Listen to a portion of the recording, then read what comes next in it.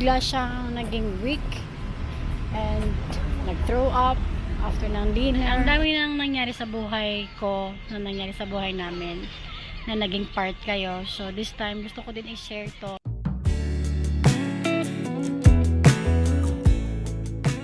Hi guys! Good morning! How about me? Yeah! Hi.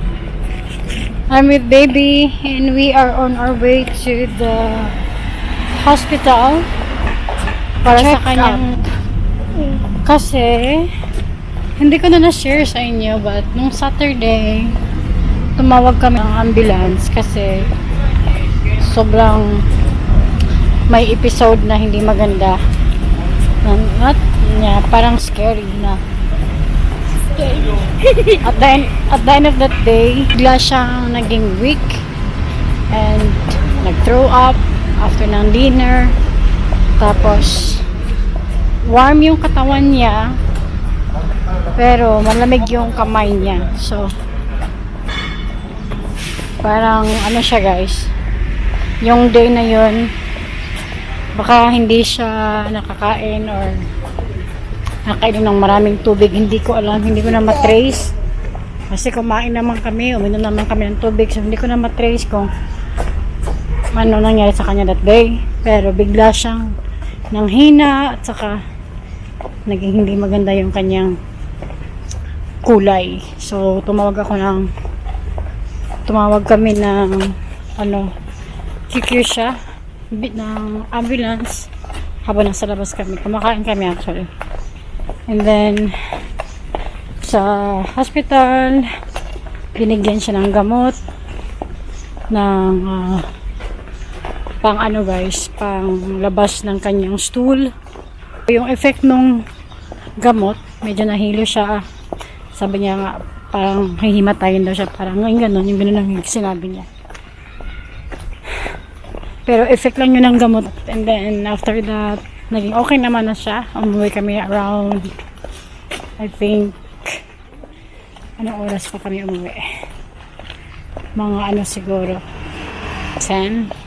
11 na yata before continue yung kanyang mataas na lagnat, 39, 38 gano'n, bumaba 38, tapos yun, nag-continue hanggang kahapon,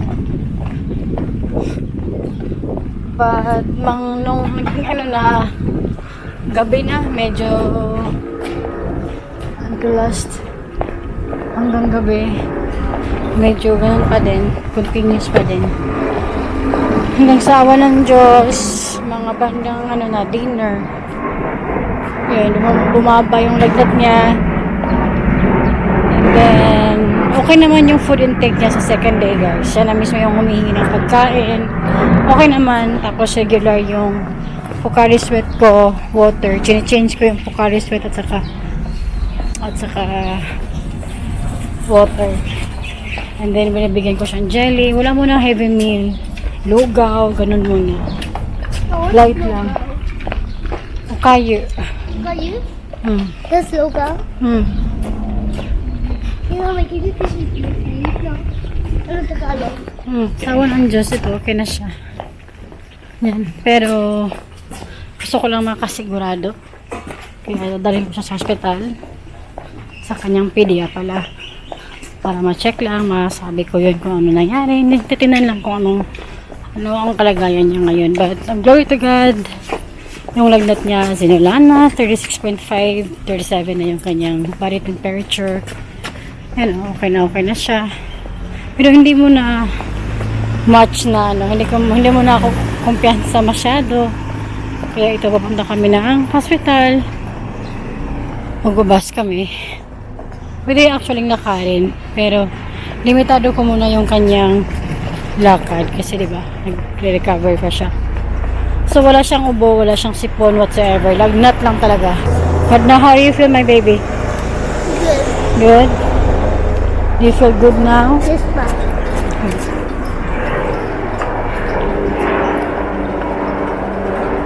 Look at some flowers. Super cute. This is big. How do the big longer? Go for them. How about your headache? Good. Good what? Good I'm what? good. No headache? Yeah. Tummy? No. Okay. That's good. There's no pain anywhere. Anywhere? Yeah. Okay. Perfectly fine? Yeah. Alright, that's good. Mama, do you remember Kuya made a kids on the slide? Oh, yeah. My daughter. I don't check the Kuya. Kuya, dozo. Nanda ko to. Nonde miru. Nonde mitai. Sakto. Gusto kong pumunta dito sa Komeda Kohi na to. Hindi pa ako nakapunta dito eh. Sakto. Try natin. Can you get something from here, baby? Get something from here. Sigaw yung kuko. Okay, what else you like? Onigiri there. Where to go? Oh my gosh. Doritos なかった。そうだね。大好きな場所どこでやったの？どこでやったの？そこにあったんじゃん。何言ってんの？は？見えなかった。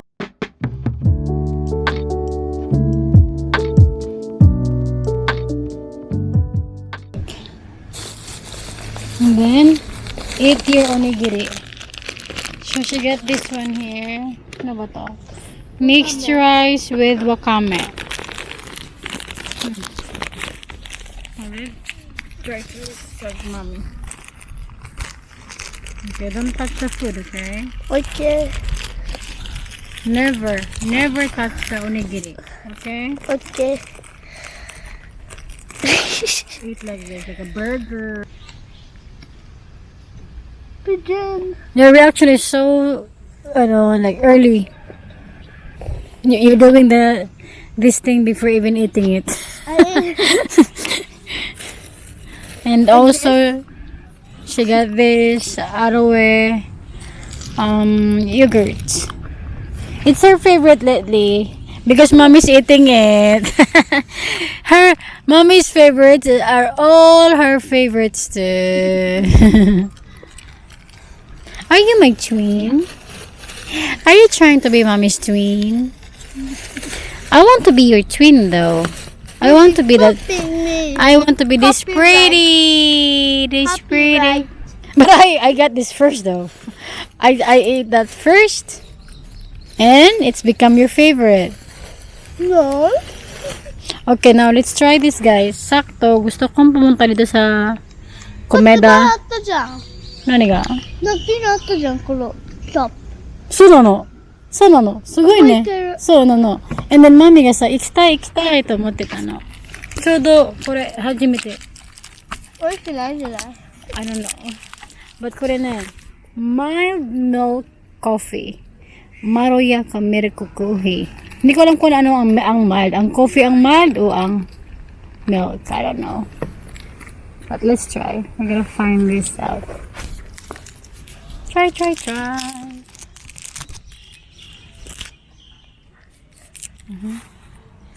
せーの。あ、shake first. Shake. Okay. Third. せーの。Mommy will do it. せーの。見てるよ、私。せーの。No, don't touch it. Okay. That sound. Try.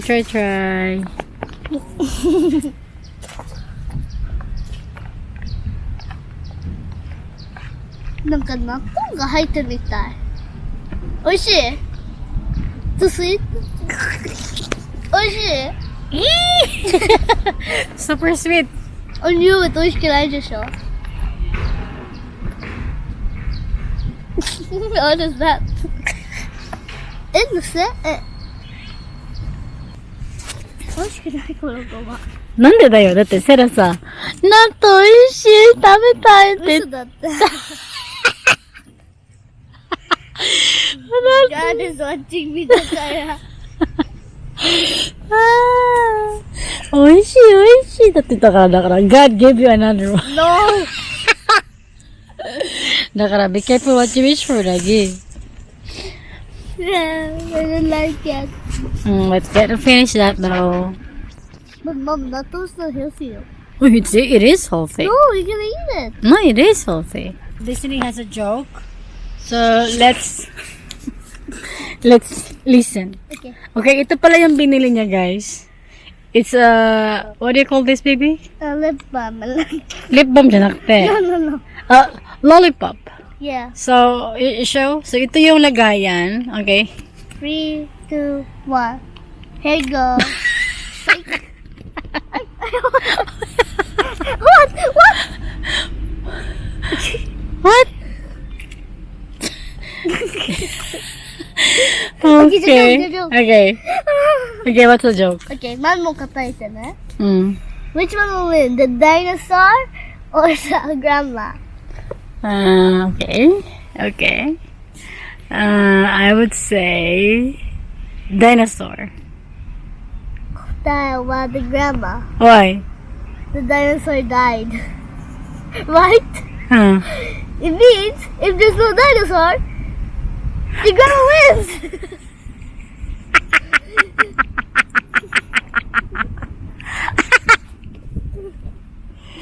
Just go, Lord Sarah. How did you get So you Amy. Sarah, you're crazy. I'm buwang si Sarah. Amo ka, Sarah. So guys, here, Yogurt are the same. if you buy anything like yogurt, ice cream, or anything na kailangan mong kainin na ganito, automatically may spoon. So you didn't have to ask. Automatic meron na yung ganyan. So very convenient. Huh? Mozzito talo.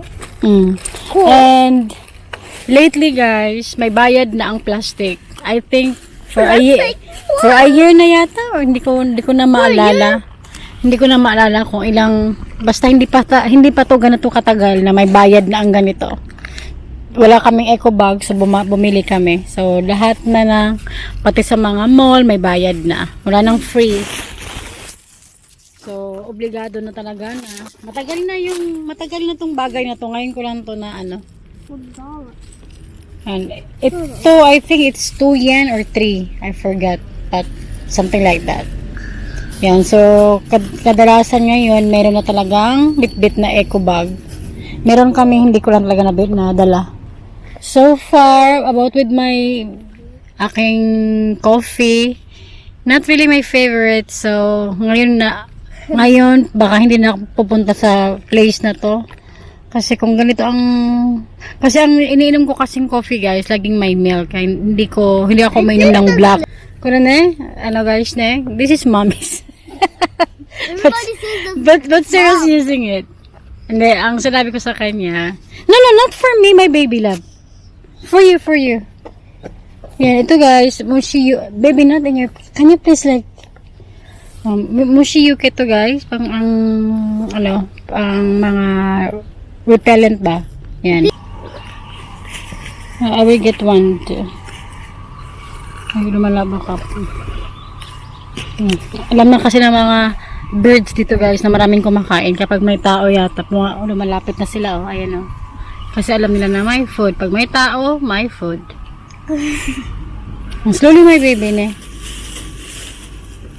Yeah. Today, may lakad kami. Pupunta kami ng office ng aming bagong bahay.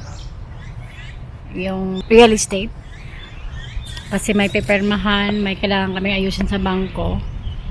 So, si daddy uuwi ng mga around 3 yata. Uuwi na siya. Nasa bahay na siya. And then from there, aalis kami.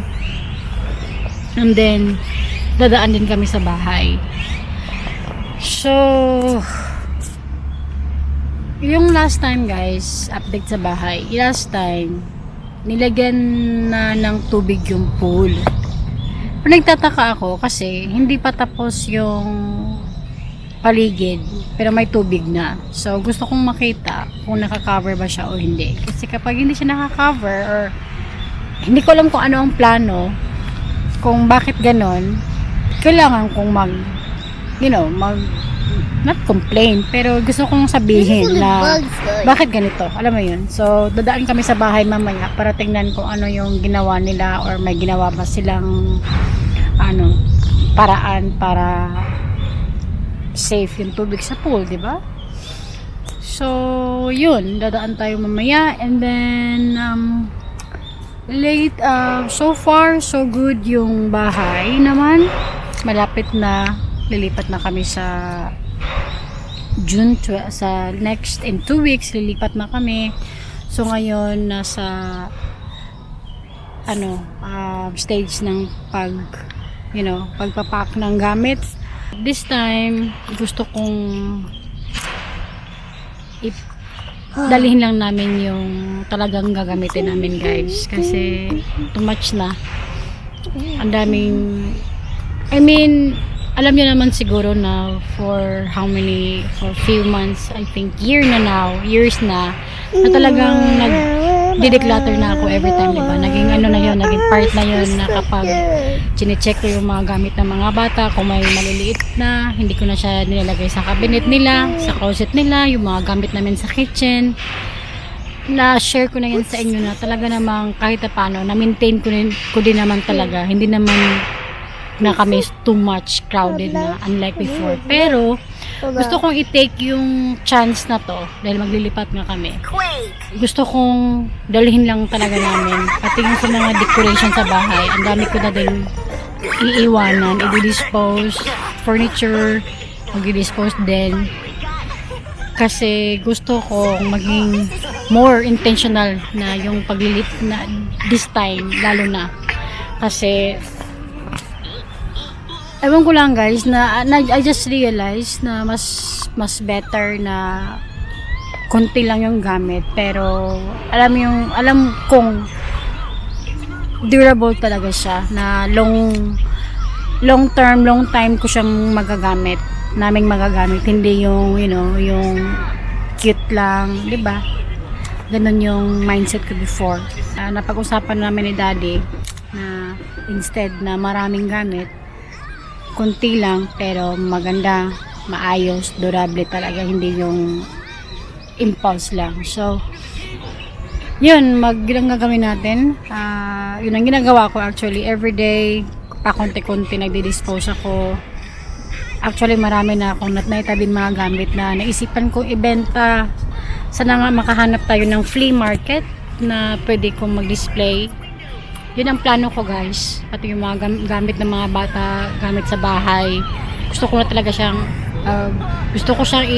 sa flea market o kung saan mang paraan na maibenta ko siya. Alam mo yun, para maka-gain tayo ng kahit konting pera, 'di ba? Sayang din naman. Kasi naman ang mga gamit namin inaalagaan ko naman, kaya alam ko namang maayos pa naman siyang gamitin. Pero yung iba actually yung may mga furniture na parang 5 years pa naman namin ginamit, diba? Nandun na yung sira na, pero yung too much na nasira, hindi ko naman na siya ibibenta. Yung alam ko lang naman na pwede pa siyang gamitin, lalo na yung mga damit ng mga bata. At saka yung may mga kortina din kami na gusto ko ding i-dispose. Naisipan ko lang na yun ang gawin, and sana nga makahanap tayo ng space na pwede tayo flea market para makapunta kayo, guys. para mabili niyo yung mga gamit, baka may magustuhan kayo, tapos makagain ng konting money. Excited lang ako, guys, na ang dami nang nangyari sa buhay ko, na nangyari sa buhay namin, na naging part kayo. So this time gusto ko din i-share. Mas naging devoted ako dun na maging intentional. Dati motibo ko lang siya, pero you're young, wala ka pang masyado naiintindihan. Pero ano pala yun, daily may natututunan ka, mas naiintindihan mo, mas naiintindihan mo yung paano ako maging intentional, na hindi lang motive, kundi gagawin talaga siya. Yung ganun, masaya lang ako kasi yung utak ko ba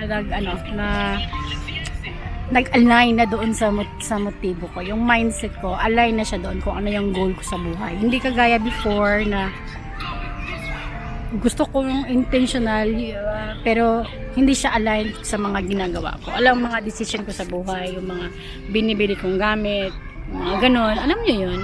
But this time, mas lalo ko siya naiintindihan. And I know na wala pa ako dun sa level na talaga naiintindihan ko, but I am willing to learn.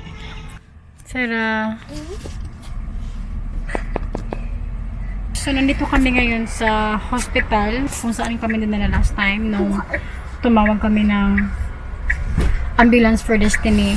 Since hindi namin dala yung insurance card ni Destiny, that time nung dinala namin siya dito, kailangan namin bayaran yung full amount.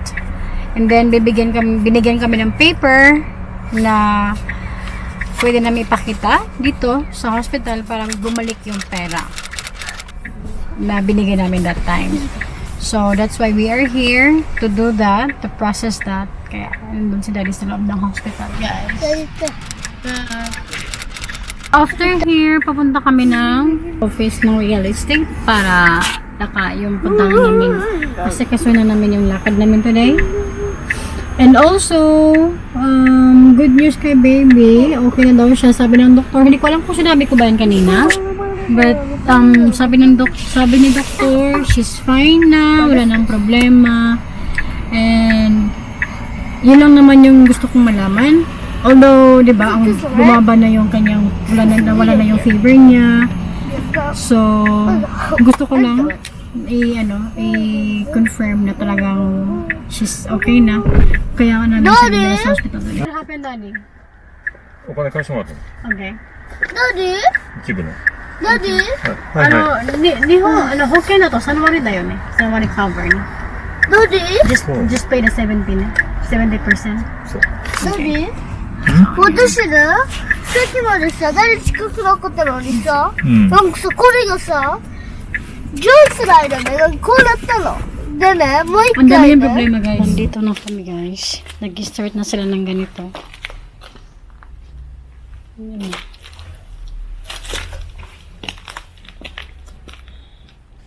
Nandito naman, may na siya.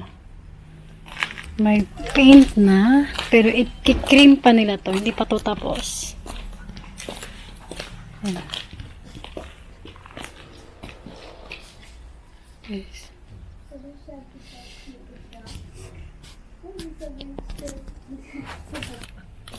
Yan lang muna ang ating update today, guys. Uwi na tayo. Balik tayo sa Saturday. Ang dami kong question. I'm so happy dahil ang laki na ng improvements. Ano naman daro? Dinner. Tinanong ako ni Daddy, anong gusto mong kainin? Anong gusto nyong dinner? Sabi ko sa kanya, ikaw ang mag-decide kasi ikaw ang pinaka-busy today. Nalate pa siya ng lunch. So sabi ko, ikaw mag-decide. Oh, syempre, agad automatic ramen. Medyo nagsisi tuloy ako, ba't ko pa siya pinag-decide? Ikaw yung huli. Hindi kasi ako maramen, guys.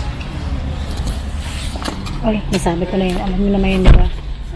So, hindi talaga ako maramen. Si Daddy, lahat na lang araw-araw yung ramen.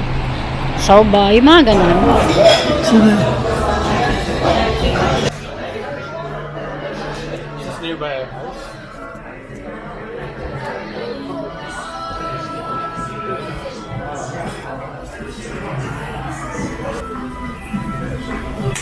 gyoza. This is my order, guys.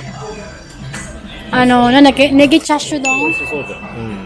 Let's try. 今撮ってる First bite. First bite.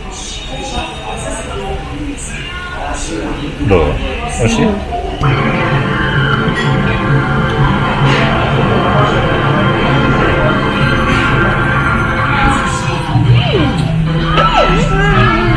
味しい ゆっくり。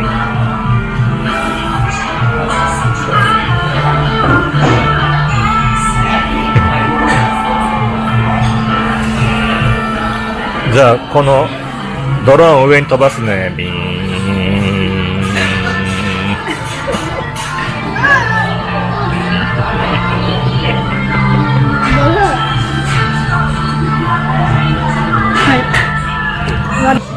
どう私いいこれ。もちろん。どう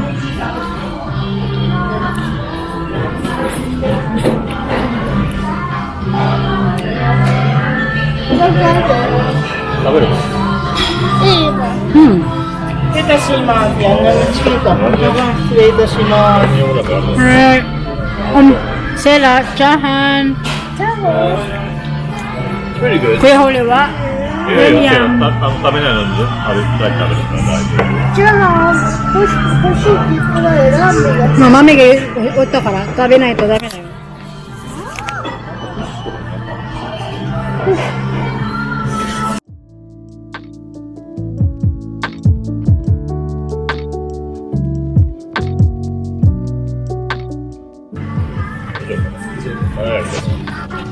ね、ラーメンにKuya Huli. Ramen ni Daddy. Yummy. Mada.